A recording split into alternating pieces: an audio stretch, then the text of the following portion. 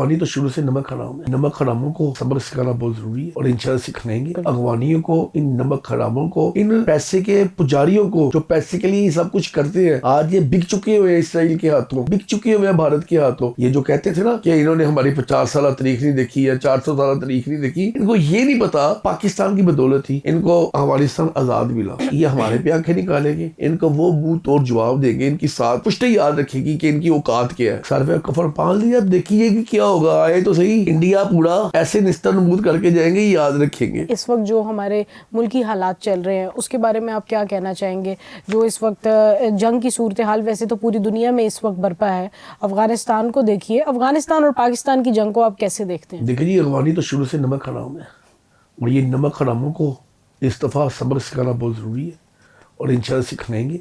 हमारी पाक फौज ने, जो हमारे सिपा सरदार हाफिज आसिफ मुनीर साहब ने, फील्ड मार्शल आसिफ मुनीर साहब ने जो स्टैंड लिया है, बिल्कुल शाना बिशाना उनके साथ खड़े हैं। इन अगवानियों को, इन नमक हरामों को, इन पैसे के पुजारियों को जो पैसे के लिए सब कुछ करते हैं, आज ये बिक चुके हुए हैं इसराइल के हाथों, आज ये बिक चुके हुए हैं भारत के हाथों।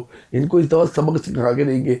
ये जो कहते थे ना कि इन्होंने हमारी 50 साल तारीख नहीं देखी या 400 साल तारीख नहीं देखी, इनको ये नहीं पता कि पाकिस्तान की क्या तारीख है, पाकिस्तान वजूद में कैसे आया था, पाकिस्तान का मतलब क्या, ला इलाहा इल्लल्लाह मोहम्मद रसूलुल्लाह। इनको ये नहीं पता कि पाकिस्तान की बदौलत ही इनको अफगानिस्तान आज़ाद मिला और आज ये हमारे पे आंखें निकालेंगे, इनको वो मुंह तोड़ जवाब देंगे। इनकी साथ नस्लें क्या, साथ पुष्टि याद रखेगी कि इनकी औकात क्या है।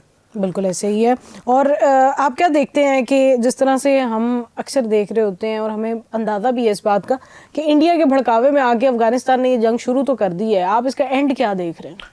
एंड क्या है, एंड नहीं देखते दुखते, सर पे कफन पाल लिया, देखिए कि क्या होगा। आए तो सही, इंडिया पूरा ऐसे निस्तर नबूद करके जाएंगे, याद रखेंगे।